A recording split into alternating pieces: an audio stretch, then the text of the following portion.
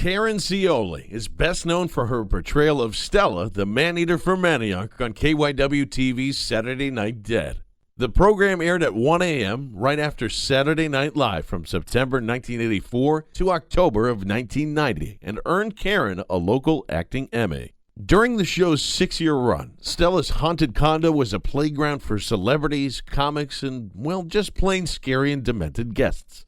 Everyone wanted to drop by the condo and spend some spooky time with Stella and her crazy cast of characters, including John Zachary, a.k.a. Roland, Jane Pixan Norman, Bill Wee Willie Weber, Rip Taylor, Sally Starr, Bobby Rydell, and Robert Hazard. To this day, Stella's fans are devoted as ever and growing thanks to social media. A featured article of Stella and Saturday Night Dead appeared in Scary Monsters magazine, TV Guide, a chapter in TV Horror Hosts and Hostesses, and she was featured in American Scary, a documentary of America's obsession with horror hosts. In 2012, Stella, Karen, was inducted into Horror Host Hall of Fame years after Saturday Night Dead went off the air. Karen is also the beloved radio actor Riri DiNucci, the South Philly hairdresser, who made Philadelphia laugh with tales of her crazy and endearing Italian-American family and neighbors in the heart of South Philly. Aside from her TV, stage, and radio career, Karen has worked behind the scenes as a production coordinator for the TV show Cops, traveling across the country filming the nitty-gritty streets of America's big cities. Currently, Karen is the creator of a new web series on YouTube called The Goth Mothers of Transylvania. Karen occasionally can be found performing stand-up comedy around town. She is also teaching film and TV workshops for teens at Rowan College. Please welcome Karen Scioli into the Broadcast Pioneers Hall of Fame. Thank you, everyone. Thank you so much. It's such an honor to be here, and I want to start the night off by saying my butler, Hives, is with me, Robert Bilbro. Happy birthday. Stand up. Thank you. Sit down. Okay. I have to start off by thanking my husband, Rick Rydell. And I just want to say thank God he married me before I was Stella. So thank you, honey, for putting up with my strange, crazy career, for putting up with all the fan mail from prisoners. I want to thank you, Ricky, for putting up with that crazy OCD obsessive horror fan who threatened to kill me because we cut off 45 seconds from the movie. And the 52-year-old nurse who stalked me for 5 years. This is all true. And thank you, Ricky, for escorting me when I was dubbed Queen of Fleet Week. Thank you. It's true.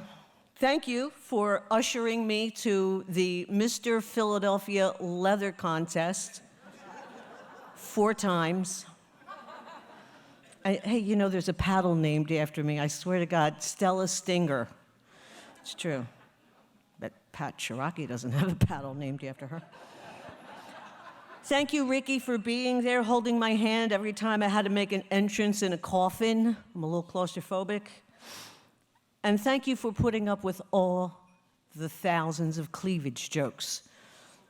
She is the Delaware Valley. Her breasts are insured by Floyd's of Camden. Thank you. Crazy career. But I have to say, those 6 years at KYW were the best, funniest, crazy, creative years of my life. I got to play with some of the most talented people I have ever met, even to this day. We all got to play a little bit each Monday night when I shot my show, Saturday Night Dead. I was so lucky to have worked with the same guys who worked on the Merv Griffin Show and Ernie Kovacs. And, you know, one time Stella she wrote a spaghetti western called Lonesome Deve. And Renee Heckman from the art department, and they built a saloon set that was hilarious. And Renee and his guys built me a bar that was slightly slanted and waxed, so when you put a shot glass, it slipped right down off of it. We had a blast. It was like a demented Carol Burnett thing going on. It was great. And I want to, there's so many funny memories. I was so green when I started. I knew nothing about television, and I remember in the beginning, one Monday morning when I went to work at the station. I rode up the elevator to the programming department, and Chuck Gingold came running out of his office screaming at me, "You own 1 a.m." I'm like, what the hell does that mean? Okay, thank you. It was great. You know, what I want to say tonight is that when I did Saturday Night Dead, there was no such thing as social media. We had ratings, and we looked at SharePoints, and unless you got a handwritten letter mailed to you at the station, you had no idea what kind of effect you were having when people were watching. It was a different time, and now that I am on social media, so many Saturday Night Dead fans have found me, and they've shared their stories of watching the show, and they have such detailed memories of that part of their childhood growing up. I got a message from a fan not too long ago, a guy named Dan. He's a vet, and he moved to Arizona, and he had a stroke, and he was learning how to write with his left hand by drawing cartoons of Stella and Hives, and he sends them to me, and they're primitive and funny and sweet, and they make me cry. And another guy, Ken, who wrote to me saying, "I had such a rough childhood, and my only escape was Saturday nights when I used to, in the dark, watch your show." He says, "Now I'm a single struggling father with a severely autistic child, and I found your shows on YouTube, and we watch them together, and it comforts both of us." So, I just wanted to say that bringing joy and laughs to our unseen public, I don't take all the responsibility for that. So I want to thank all of you behind the scenes, the army behind my crazy antics, making it all hilarious and funny and possible, and I share all those memories with you because it wouldn't be possible without you. Thank you, Jerry and Michael Murdoch, for digitizing me up the wazoo. I'm very honored to be archived. You all worked so hard to preserve the work that we did, and this induction is the biggest honor I've ever received, and I'm humble and grateful. And one more thing before I go. I have one announcement to make. I promised I would.